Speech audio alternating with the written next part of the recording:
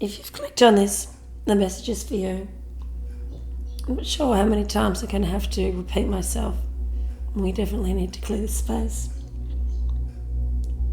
By the power of the 5-point star, spirits be you near or far, I call and they hear this cry. Spirits that protect, come now and fly. Spirits, now I ask of thee, protect me from dark energy, so mote to be, so mote to be, so mote to be. I'm trying to get this message out. My voice has gone strange. I start coughing. Let's just keep persisting until it comes out. The message is to beware of projecting your fantasy of being in love with the person versus in love with the actual fantasy. So if attraction is only a mirror of what our shadow is here to live and learn, then why do we chase a fairy tale? So then look at the fairy tale. Perhaps that's just one of society's lies. We have attraction to a person, and if you bring that back down to what you're attracted to in a person is a reflection of you, whether that be good or bad, and what you have hidden about yourself. And to learn from that attraction, there's lots of types of love. There's a love for yourself. There is a love for another. There's a love for everybody, which is like compassion. Give what you expect to get in terms of appreciation and understanding. We're here to learn, and learn love. It's always loving yourself, always loving yourself, always putting yourself first, yet encompassing the laws of life. You are who you're meant to be. What you put out is what you get, those sorts of things, the universal laws. So when you're loving somebody else, you're kind of loving yourself. When you're seeing in another person the hidden things about yourself, you're essentially falling in love with yourself. The fog, the fairy tale, and the things that we attach to it, the things such as a marriage or a house together, or the way we think that things should be. Ask yourself, is that my fairy tale? Is that what I want? Or is that what I've been conditioned to think that I want? So bring it back to the feeling, not the things you expect to make you feel that way. So instead of thinking, if I got married with a pretty white wedding in a church and I had these flowers and I had this dinner and I had all these things, what is the feeling that you're trying to get from that? And really analyze it and break it down and go, well, why? But then it's okay to want that feeling.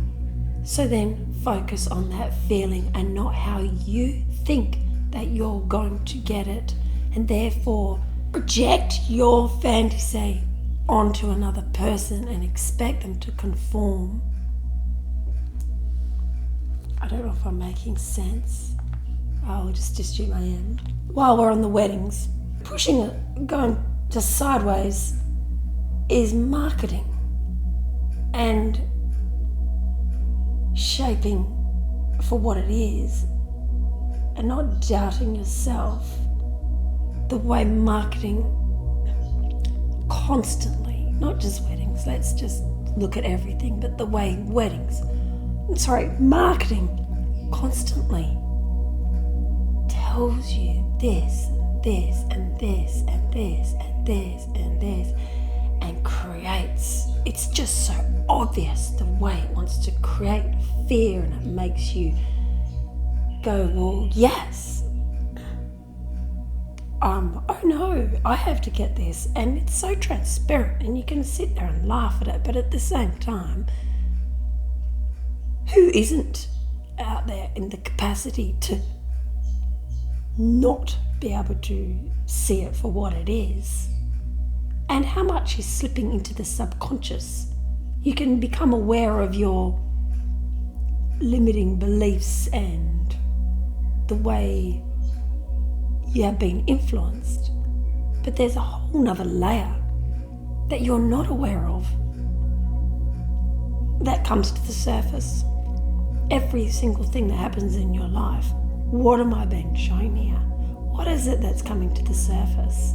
This is fascinating. This is awesome. How do I want to feel and focus on that? Sexual energy, it's a gift. You would have heard this before. It's the divine's energy. It is God energy.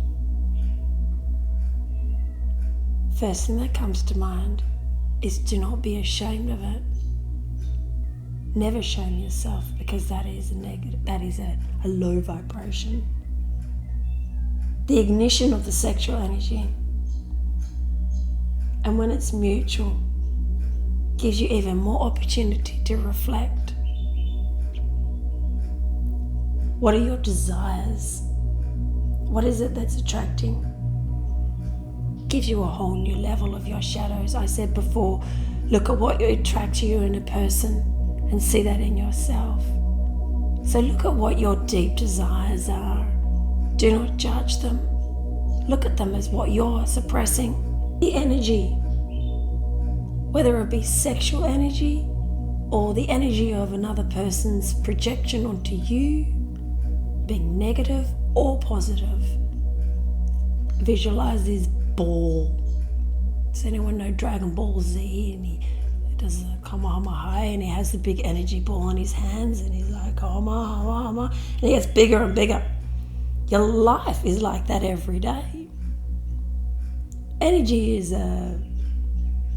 never dies, and you can manipulate all energies to your advantage, and that's freaking powerful. So even if you're sitting there, feel hard done by, feel sad, feel anything negative or positive, feeling good, feeling sexual, imagine it all as a ball in your hands and what you can do with that. And the fact that if you believe that you have the ability to transform that energy into anything that you want to, and that is your divine right. But see things for what they really are. We live in a spiritual world. It's like we have a blindfold on, but we don't. Spiritual warfare is real, and you see it every day.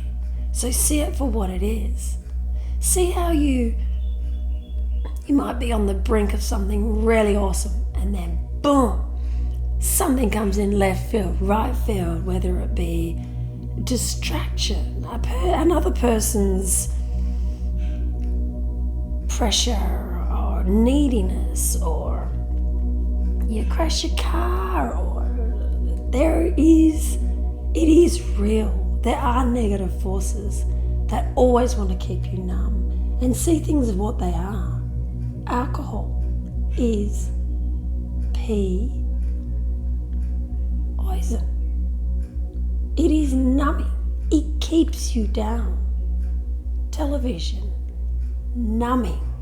It keeps you down. I could say to be loved, you need to love yourself, right? But really, you only need to love yourself.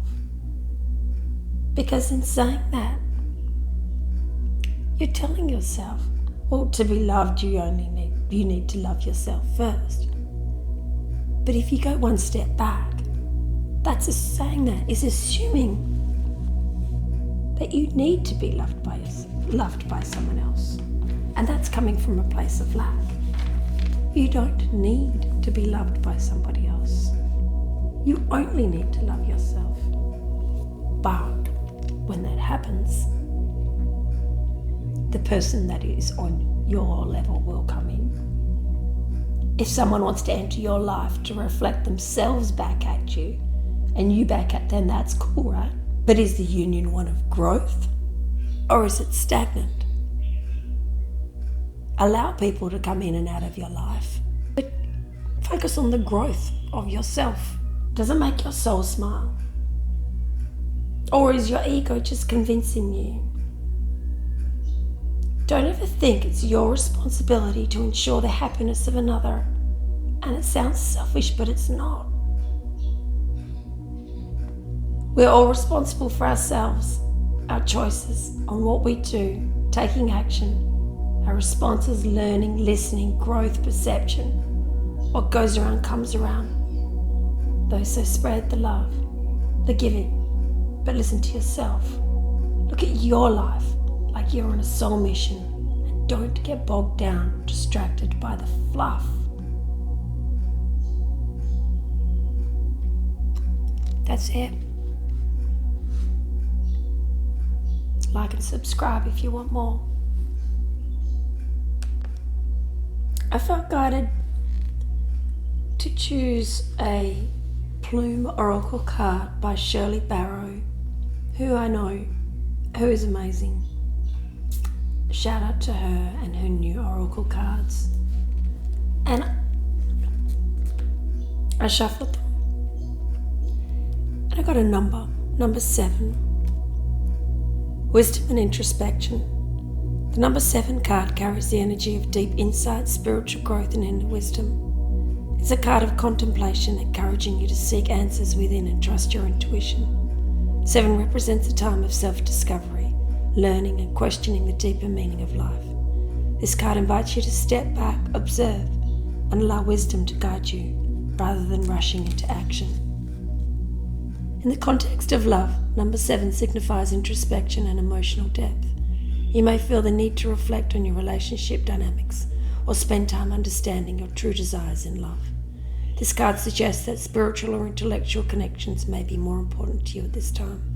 If you're single, it encourages patience. Meaningful connections often require self-awareness and personal growth before they manifest. It's sounding very much like what I just said.